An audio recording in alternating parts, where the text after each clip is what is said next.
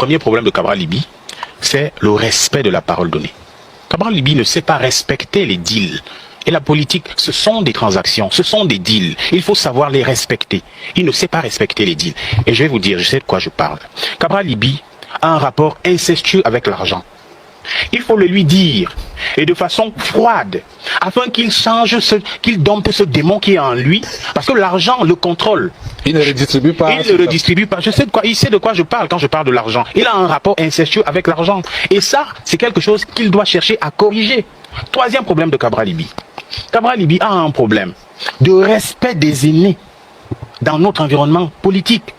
Est-ce que vous vous rendez compte de la communication politique désastreuse que Cabral Libye a pu avoir dans le cadre des échanges et des critiques formulées à l'endroit du système en parlant du président de la République? Nous ne sommes pas en France ici, nous ne sommes pas aux États-Unis, nous sommes au Cameroun, nous sommes en Afrique. Il y a des réalités culturelles, il y a des traditions ici qu'il faut respecter. Et lorsque le député cette fois va humilier le Premier ministre à l'Assemblée nationale, l'empêchant de prendre la parole, vous me parlez de Robert Kona. Robert Kona, vous pensez que l'affaire Robert Kona, c'est seulement le non-respect des transactions?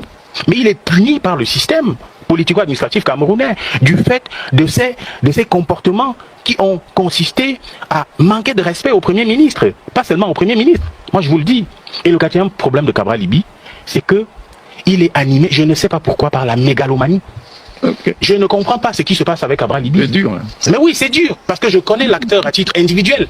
Depuis que Cabral Libye est devenu député, vous savez, nous on fait un travail de terrain, et je le dis sous le contrôle du maître. Nous discutons avec les partisans, nous discutons avec les alliés d'hier, les alliés d'aujourd'hui.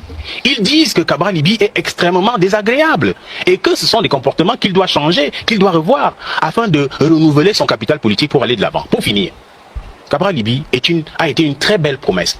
De toute la génération de 40-50 ans, de notre génération, c'est celui qui a pu mobiliser les ressources de façon assez satisfaisante en 2018. Mais c'est pas perdu, il n'a que 44 Voilà ce projet, oui, je vais finir. Voilà ce projet qu'il est en train de lui-même de battre en brèche avec des erreurs, avec des comportements qui sont inadmissibles lorsqu'on fait de la stratégie politique. Donc il doit absolument corriger ses erreurs s'il veut exister en 2025. Ah, le problème de Cabral Libye, je veux pas que mes propos soient tout le monde le sait, c'est le manque, ce que je pourrais appeler le non-respect de la parole donnée. Lorsqu'on est un homme politique, qu'on veut aller loin, il faut tenir parole avec ses alliés. C'est pas pour rien que vous avez vu des gens tels que Bello Bouba depuis 1997 ont décidé qu'ils ne vont plus aux élections, ils accompagnent le président Biya. Les autres alliés, MDR et consorts, ANDP, malgré les mouvements de va-et-vient, vous voyez tous les tirs. À certaines élections, pas toutes les élections. Non, j'ai dit l'élection présidentielle, particulièrement. D'accord. Donc, pour vous dire quoi, vous ne pouvez pas vouloir jouer toujours des petites entourloupes à chaque fois que vous êtes en association ou en coopération avec quelqu'un. Avec Koumvondo, c'était le même problème. Koumvondo est même passé à la télé, il a pleuré. Il a sous-préfet pour occuper la salle de réunion de la sous-préfecture. Ça n'a jamais été une demande pour une manifestation, une réunion publique. Une déclaration de manifestation de réunion publique. Et là, vous décidez de transformer ça en congrès avec 8 personnes ou 6 personnes, etc. Passons rapidement. Toujours est-il que vous prenez cette machine-là, non seulement vous avez des résultats aux élections municipales et locales, mais ça vous rapporte de l'argent sur le plan du financement public des partis politiques. 5 députés, 7 communes. 5 députés, 7 communes. Et de nombreuses circonscriptions, vous avez eu plus de 5%. Résultat des courses, vous avez une vingtaine ou une trentaine de millions selon les cas qu'on vous verse par an. On va aussi dire que c'est à l'actif de l'honorable Cabral. Vous ne me comprenez pas. Vous avez pris la boutique de quelqu'un. Que vous l'ayez rempli comment et tout, toujours est-il qu'il doit percevoir un loyer. Puisque c'est sa boutique. Ne tournons pas autour du pot. Alors un monsieur se retrouve misérable. Au bout de 3 ans, 4 ans, il est récupéré par des gens qui lui disent que pendant que tu es là, ton affaire là produit de l'argent à Yaoundé. Nous pouvons non seulement t'aider à récupérer ton affaire là et percevoir le reste d'argent qui arrive là, mais t'aider même à changer ta vie. Voilà comment il entre. Robert Kona qui pleurait devant une maison en terre fait déjà les dons. Je ne sais pas si vous avez vu sa mine ces jours-ci. Les gandoura qu'il porte. Vous avez vu sa nouvelle paire de chaussures. Je ne parle pas de la voiture qu'il a amenée à l'acte de l'autre jour. Donc, Robert Kona qui n'avait même pas l'électricité. Pour vous dire que il est arrivé à c'est un entrepreneur politique. C'est un entrepreneur politique qui a trouvé un gisement. Le professeur Onangui disait tout à l'heure que les gens du PCN ont mis du temps à réaliser. Qu'elles ont fait la réunion de conciliation. Certains rumeurs disent qu'au siège du parti là, après le marché de Vogada et tout, il est arrivé avec son fils. Les gars lui disent que non, vraiment, on comprend qu'on t'a trop appelé, on n'a pas pris soin de toi, on te donne d'abord 1 million. Les enfants de papa qu'on a qui l'accompagnent, on dit que ça c'est la blague. Ils étaient à Yaoundé depuis 5 jours, dormaient à l'hôtel, vous pensez qu'ils payaient ça comment? Il y a des gens qui ont pris soin et aujourd'hui, il y a comme une surenchère même autour de sa personne dans le Grand Nord. Pour dire que c'est moi qui ai ramené Robert Kona, c'est moi, vous voyez, le ramadan des Bayrou Fadil, etc. et tout. Pour vous dire que Cabral Libby est victime, s'il vous plaît, on dit chez nous en droit, nul ne peut se prévaloir de sa propre turpitude. Cabral Libby est aujourd'hui, disons-le sans embâche, victime de sa propre turpitude.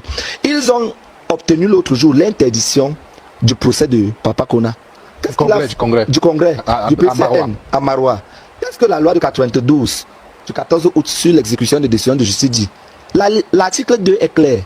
Dès que vous déposez, vous introduisez un recours en appel et que vous notifiez article 4 le certificat de dépôt d'appel à l'autre partie, ça suspend l'effet suspensif de la décision de justice. Ce qui fait en sorte que il lui a suffi seulement de faire appel. Très rapidement, on a donné les instructions. Le greffier a délivré le récépissé la même nuit. Il est allé notifier au gars du PCRN en Vogada. Il est allé faire son congrès. Et actuellement, on va entrer dans un imbroglio administratif que si Cabral s'aventure dans le champ judiciaire, je vous rappelle pour terminer que les recours en appel des élections municipales de février 2020 n'ont pas encore été enrôlés par la Chambre administrative de la Cour suprême à 6 mois de la fin du mandat des conseillers municipaux. Pour donner un peu une idée du temps que ça peut prendre. On dit les autres. Son problème n'est pas seulement un problème d'appareil. Le problème c'est que il a misé sur un électorat qui est assez volatile également, qui est la jeunesse. Il y a 7 ans, ceux qui avaient 30 ans, aujourd'hui 37 ans. Les jeunes étudiants de première année qui l'ont soutenu, qui ont donné 500 000 francs, sont déjà partis parfois de l'université, ont déjà eu leur master, travaillent déjà ou bien sont au chômage, etc. C'est un électorat très volatile et entre-temps, il n'a pas su maintenir la flamme au sein de cette jeunesse-là. Pour preuve, il y a un élément assez indicatif, c'est qu'il gagne les municipales et les législatives dans l'Union Ekele en février. 7 mois plus tard, ou 8 mois en décembre, il perd les régionales dans son fief.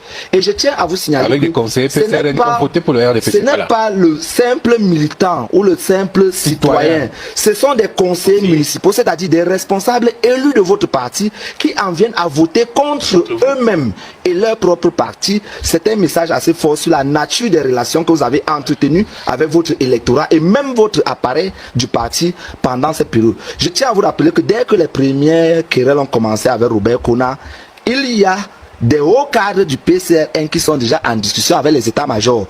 Et j'irai même plus loin. Le PCRN entre par exemple à Vouri 5, que Jackson dit que connaît bien, avec 11 conseillers municipaux.